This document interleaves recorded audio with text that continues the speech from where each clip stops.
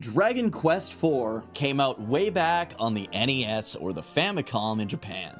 But despite that, Dragon Quest IV has some excellent gameplay. It's your standard affair when it comes to turn-based combat, but in the final chapter, this is the first game in the series that adds like a bit of an AI component to it. In Dragon Quest IV, you can set each individual character's fighting style, so if you want them to show no mercy, it means you want them to go all out, use all their MP, do as much damage as possible, no matter the cost. And then there's, of course, don't use MP, which is do the best you can without using any MP. And then there's fight wisely, which is kind of the best of all worlds. They're going to be healing, they're going to be dealing damage, but they're not going to needlessly waste any MP. They're going to conserve it to the best of their ability. There's a number of different tactical options for the party as a whole, as well as individually. And this was a really cool feature to have. It really made me feel like the hero by the time Chapter 5 comes around and you are the hero, because you are playing as yourself and you're kind of giving your party members, who are their own individual characters, their orders on how to fight, and they will fight according to those orders to the best of their abilities. I also kind of like the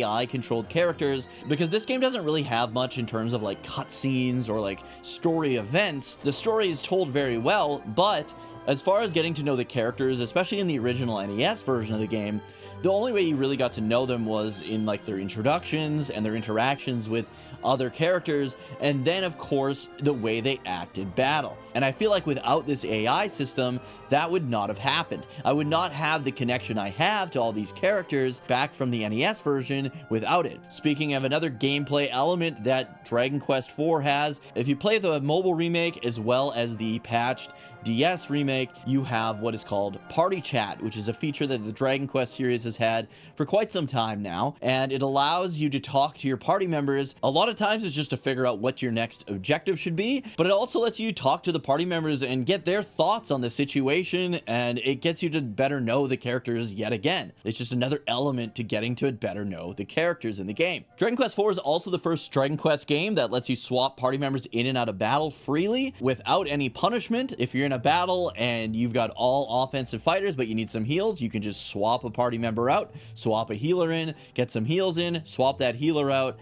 and continue to fight. So it definitely pays to level up the entire party. It also introduced the wagon, which is where your party members that aren't in the active battle party will be hanging out. Now, there are limitations. Some dungeons won't allow the horse and wagon in, so then you're stuck with just your core 4 party members that'll be in battle. But if you get the Baron's Bugle, you are able to bring the wagon into different areas that you normally wouldn't be able to bring them in. Not all of them, but definitely a lot more areas that the wagon wouldn't otherwise be usable in. Overall, Dragon Quest IV has incredible gameplay. It's definitely the strongest on the NES in terms of gameplay and gameplay mechanics, as well as combat. The story is almost more so about the villain, but there's also 5 distinct stories told in 5 separate chapters that all come together in the end. You see, in Dragon Quest IV, there's of course the legend of a hero that is going to save the day someday. And the villain Sorrow knows that the hero is the only one who can kind of overthrow his plans. Sorrow also is a character who is really well written, and we will get into that more so when it comes to the character side of things. Sorrow's story is that of someone who's an outcast from society with demonic powers. And the only person he ever was able to befriend was an elf named Rose, or Rosa, who was being attacked by humans. You see, elves cry ruby tears, so the humans would do everything they could to make her cry. If she could cry ruby tears, they thought they could get their hands on the rubies and sell them and become rich. Sorrow saw this from the sidelines, decided to step in and put an end to this madness, and when Rosa finally found someone that was willing to look after her and take care of her and protect her, her and Sorrow kind of became lovers for the rest of their lives. The problem was Sorrow didn't want this to happen to any of his loved ones. Sorrow did care about the monsters. There's a reason he kind of ran Diabolical Hall, or all the monsters were so loyal to him, is because he wanted to protect the monsters and Rose from the humans. They really had a hate and a dislike of the humans, and for good reason. Sorrow wanting to have enough power to protect the ones he loved and cared about, he discovered something called the Secret of Evolution. And after the Lord of the Underworld Estark is awakened, he seeks to gain the power of evolution, or the Secret of Evolution, for himself. He also gets an item that enhances the power of the Secret of Evolution, and basically goes mad with power, trying to protect the ones he loves, but this quest and thirst for power drives him into complete madness, and then it's up to the hero and the party to put an end to his madness and save the world from him. It's not only that, but you also have the story of the main characters. You've got Ragnar's story. He's basically a knight from the country of Berland. All the kids are going missing, and he has to try and find the kidnapper. He makes a friend named Healy along the way. They end up uncovering the kidnapping ring and find out that it is Sorrow's people that have been kidnapping all these children, trying to put an end to all the kids, because if they get rid of all the kids, they can prevent the hero from growing up and stopping their plans. The next story is about Alina, who is the princess of Zamoxva. She wants to become one of the best martial artists in the world, but of course her father doesn't want her to leave the castle because she's a princess. He wants her to grow up as a princess. She does not want that. They actually are the ones that end up stumbling upon the device that enhances the Secret of Evolution. They end up handing it over in order to save somebody's life along their journey. Alina's story is one that's kind of personal to me because I've always wanted to be kind of a martial artist. I've always loved the martial arts. Her journeying off and separating from what was expected of her is just a story that I absolutely love. And then of course, she has to circle back because after she leaves the castle, it becomes under attack by Sorrow's minions. Her family members and kingdom get kind of overthrown and taken over, and it's up to her, Kyril, and Borea to save the kingdom of Zamoxva from Sorrow and his goons. So if she hadn't left on her journey and broke out of the castle against her father's wishes, she never would have been able to come back and save the kingdom in the end. The next story is, of course, another one of my favorite characters, Tornico Taloon. This guy is a shopkeeper. His story is that he wants to open a shop in Endor. You end up opening up a tunnel. I won't get into details right now about his character because I'll get into that in the characters part of things, but all I want you to know is that you do get to play as a shopkeeper running a shop, and it sounds boring, but I absolutely love it. It makes the story a little bit more well-rounded. You get to actually experience what it would be like to be a shopkeeper in a JRPG. His story is also, again, about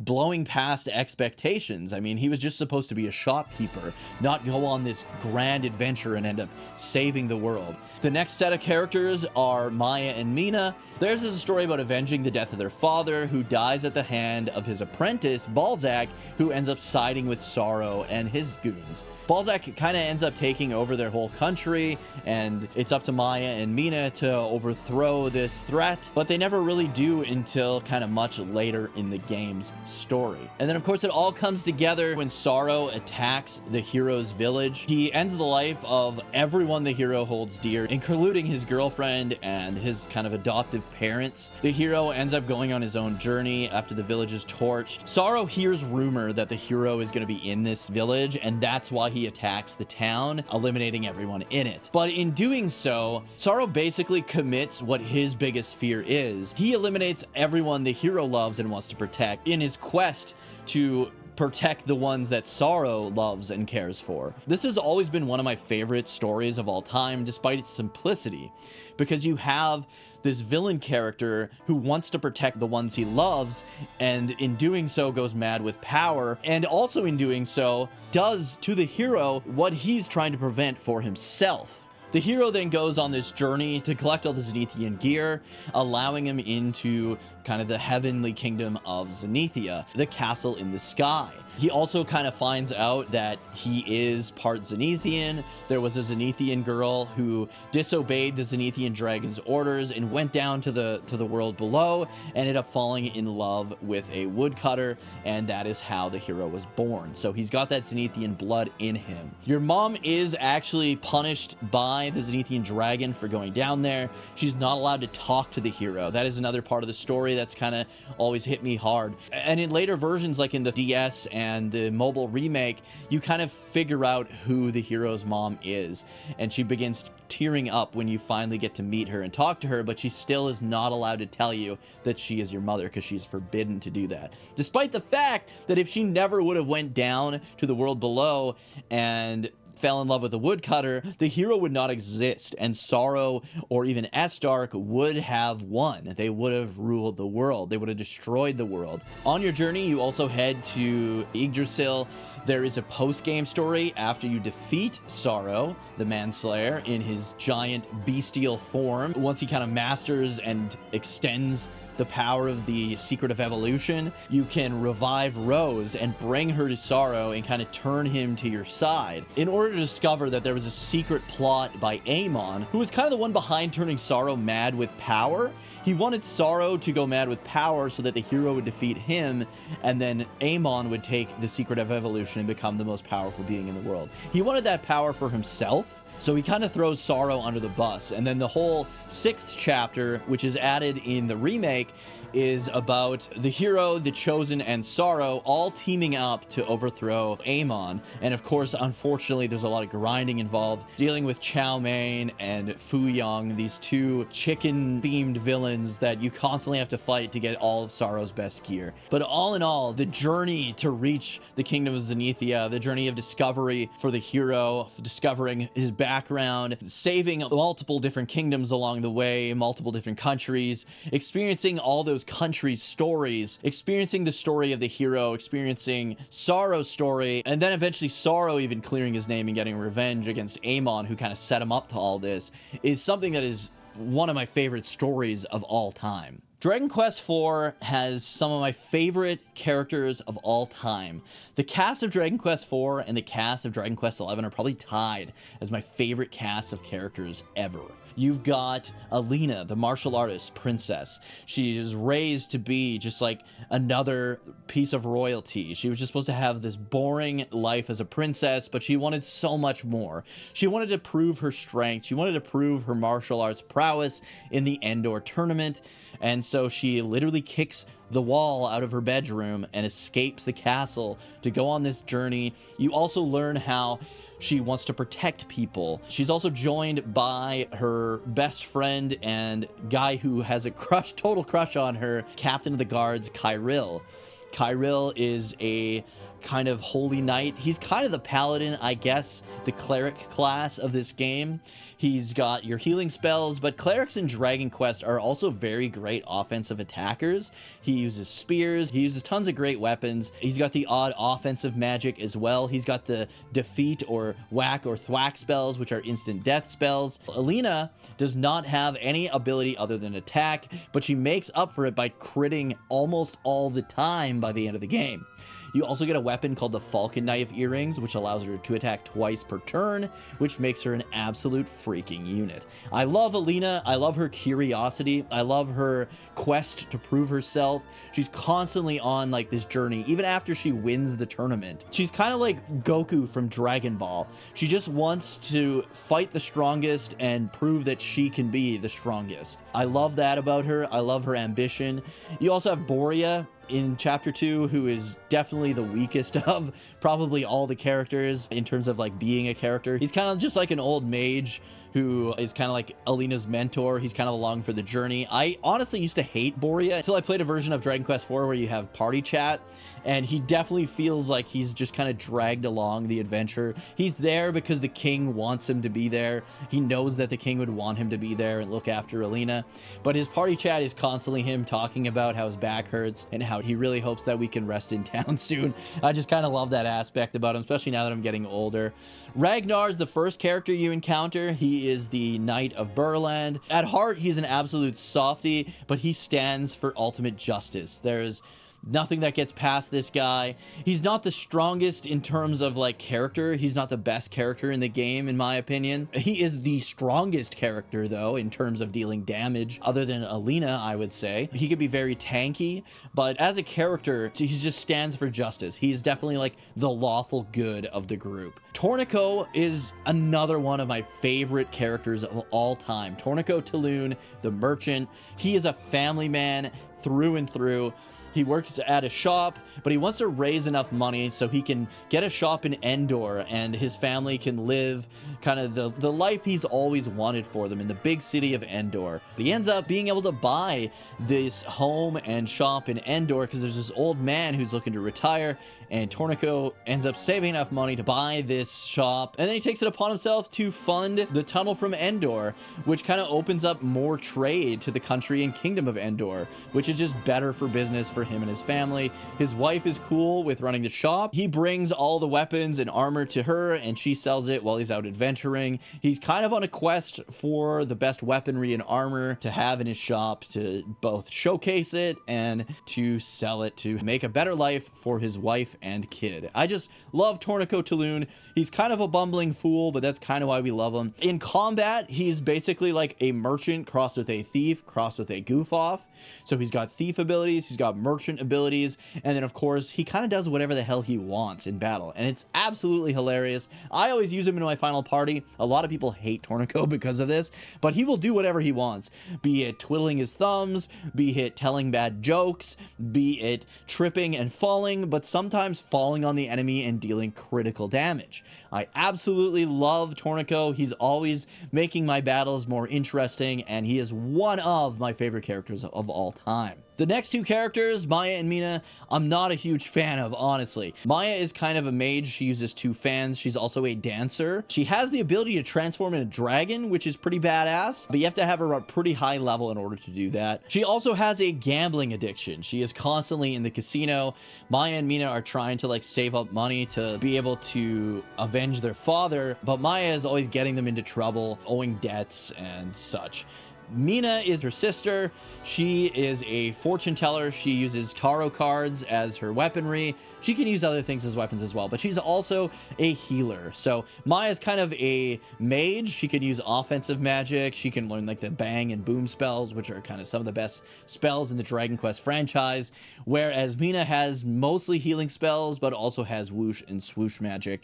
Not a big fan of these two. Like, I don't dislike them by any means, but they are not my favorite characters. I do appreciate their story and how they're kind of out for revenge against the guy who killed their father. The hero, of course, he is a half Zenithian, descended from this legendary kingdom in the sky. He's on a journey to defeat not only the Lord of the Underworld, Estark, he's trying to save the world from Sorrow and Sorrow's kind of plans. He goes on this journey, meets all these great characters, they all team up, he saves some of the characters from their own doom, and then they join his party, or he helps them on a task, they join up with him. They're all kind of looking for the hero, and then when they come across the hero, they're like, oh shit, you're the guy we've been looking for. They know that they needed to find the hero in order to stop the world from basically being destroyed and ended. So when they finally find the hero, they help him in every way. This is why their group is called the Chosen. They are the chosen ones to help aid the hero in his journey. And then, of course, there's Sorrow, who I talked about in the story part of things as well. Sorrow's story is a story of compassion, somebody that was cast aside by both the demon world and the human world, but found a common bond with Rose, who is constantly being harassed by the humans, and he names her after the town that took him in, the town of Rosehill, which is where no humans are allowed. There's monsters, there's dwarves, and there's now an elf, Rosa, living there. But he keeps Rosa kind of locked away in a tower, which Rose doesn't really appreciate. And then once she finds out that Sorrow is kind of going mad with power, she asks you guys to defeat Sorrow if he gets out of control and to kind of rein him in a bit. But once the hero and gang defeat Estark, the Lord of the Underworld, Sorrow is told that the humans have killed Rose, and that's what makes him really go mad with power and become the monster that he becomes at the end of the game. Of course, you find out that it's Amon that actually ordered the death of Rose, pushing Sorrow over this edge. And then once Sorrow learns of this, then it's on, man. All that rage and power is then turned towards Amon, and he joins the party and kind of redeems himself in that aspect as well. When it comes to the best casted characters, Dragon Quest IV is just so hard to beat. I absolutely love pretty much the entire cast here. Maya and Mina are like not my favorites by any means, but everyone else really is. Like, I just love all the characters in this game.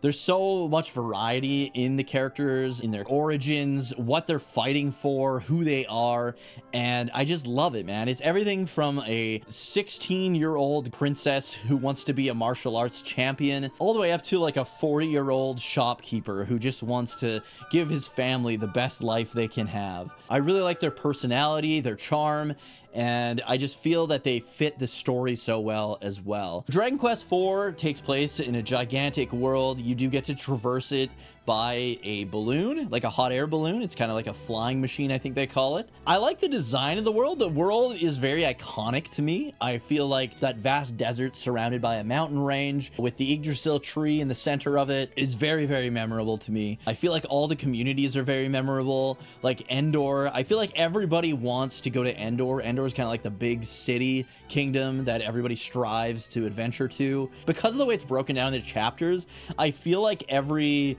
kingdom has its own story that's centered around the characters, and then they have a separate story centered around that kingdom or town as well. So I really like that aspect of it as well. It leads to some really good storytelling. The way that parts of the world are also like cut off gives the world some depth, some lore in its storytelling as well. There's a lot of like story mechanisms that lead to being able to traverse the world a bit more. Of course, you've got the kingdom of Zenithia up in the sky, which is just absolutely amazing. It's like a legend that you hear of throughout the game, and then you finally are able to reach it. You've got the demon world as well, which is kind of like a third plane, and you get to experience what the demon world is like. There's 4 kind of like castles in the demon world that you got to thwart in order to break down the barrier to get to Sorrow's castle. I really like the world in Dragon Quest IV. It's a really, really well fleshed out world. The main world is this giant open world with tons of lore, tons of adventures,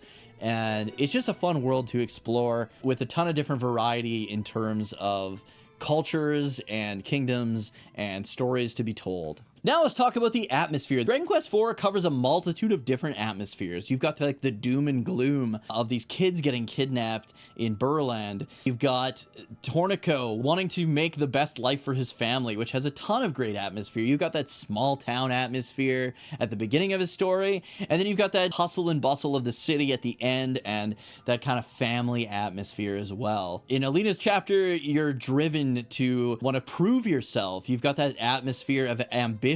In Maya and Mina's story, you've got this atmosphere again of kind of like doom and gloom, of Balzac offing their father and kind of taking control of their entire kind of continent, really. It's up to them to overthrow it. And it's very distressing, especially when you get to the Mammon Mine and see the devastation of the Mammon Mine. There's like gas coming out. That's also where Estark awakens, and the people there are just dying left, right, and center due to the energy there and the poison fog coming out from the Mammon Mine that was shut down. It was once like a bustling community that is absolutely destroyed because of the events of the game's story, and it does a really good job conveying that atmosphere as well. And then of course when you go to Zenithia, it's got like this crazy atmosphere. Everyone's kind of got like this holier than thou. They really make you feel like you're in a place where you're not really welcome, but they need you, and they do a really good job of that. Even the Zenithian dragon, despite like helping you out and doing everything he can to help you, and he knows that it's on you guys. You are the ones that can save the world. You're the world's only hope. But they still have this atmosphere of being better than you and kind of like belittling you while also like talking you up, if that makes sense. And I feel like it does a really good job of conveying that. And then when you get to Sorrow's castle and you end up facing off against Necro Sorrow, or Sorrow in his final kind of battle, that has probably one of the best atmospheres in video gaming, period. I just remember as a little kid facing off against him, and in the original NES version, it's all complete darkness. It's just you and the boss and a black background. And as he's doing like these grotesque mutations, I just remember sitting in my bedroom in the middle of the night, and this hue of green from Sorrow's kind of character illuminating the room in the darkness, and then these like grotesque body parts growing out of him and him growing into this giant beast and becoming more and more difficult as the battle goes on. Like Dragon Quest is known for having like a transformation for all the bosses, but this guy has like a billion transformations, and he gets more and more terrifying as the battle progresses. The music is absolutely incredible in this final boss fight as well, and that final boss fight sequence is just something that I have never felt since and will probably never feel again, and is one of the best atmospheres ever. Even when you beat him and you finally beat him, and that feeling of joy, And then all of a sudden, like, his castle starts collapsing and falling apart. And then there's that feeling of, man, how the heck are we getting out of here? Only to get rescued and swooped up by the Zenithian dragon.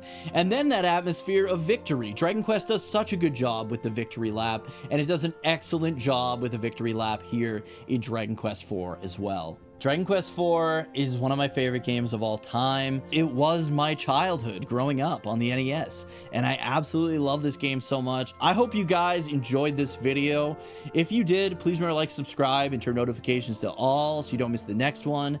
Leave a comment on your thoughts on the video, and I will see you guys in the next one. Thank you so much for watching, guys. See ya.